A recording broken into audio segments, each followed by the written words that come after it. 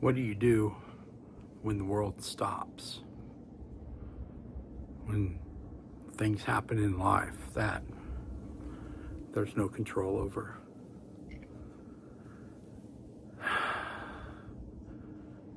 When the world stops, when you can't think straight, when circumstances have taken control of your life. My father just passed away. He's in heaven now with Jesus. Just about lost another family member last week.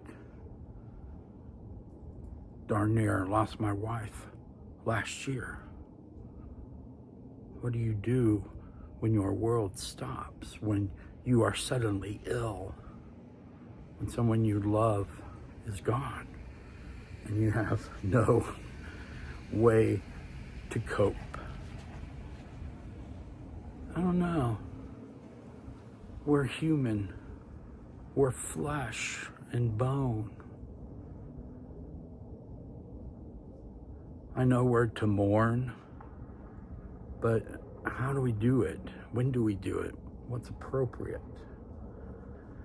I know we're to be sad. We're to cry. We're to fall apart. But when do you pick yourself up and dust things off and let life go forward as it should? What do you do when the world stops? When you don't have an answer to the circumstances that you face?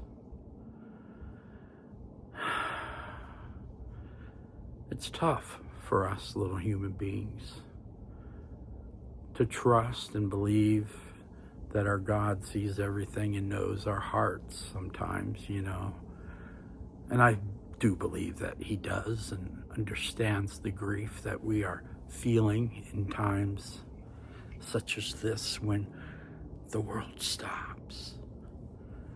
But let's be honest, the world doesn't stop.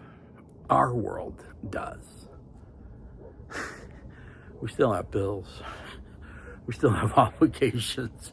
We still have things we have to do and circumstances that are out of our control that must be handled.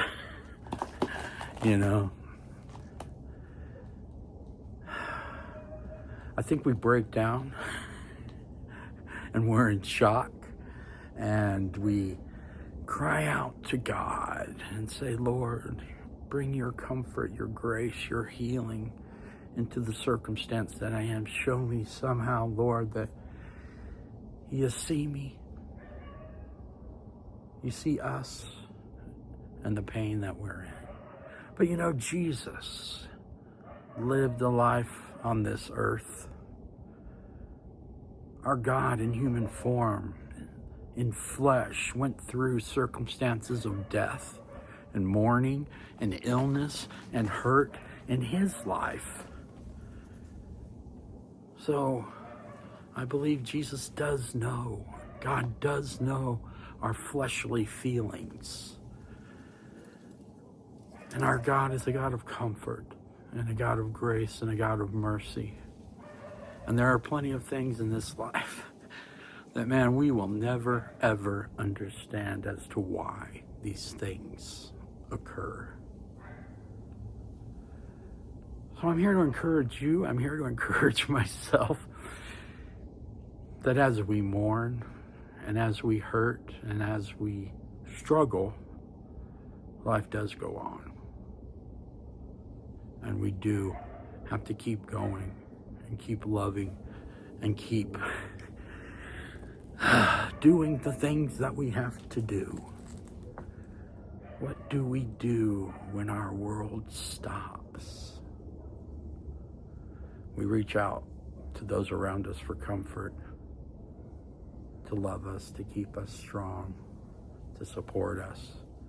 And we deal with it in our own minds and in our own way. We fall before God and we cry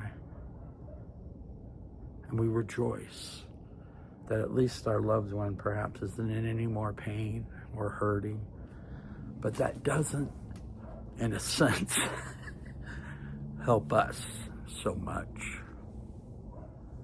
When your health's suddenly gone, when someone you've lived your whole life with is suddenly gone. You know, love you, Dad. Glad you're with Jesus now. And guess what? You're walking on streets of gold. I pray Jesus had a big old cross for you to bear when you got up there. And that everything's working good.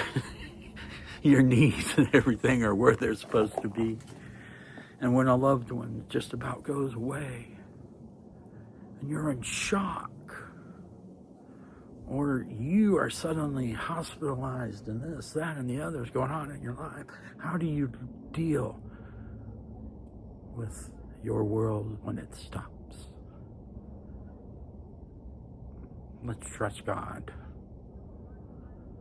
Let's cry. Let's rejoice. Let's weep.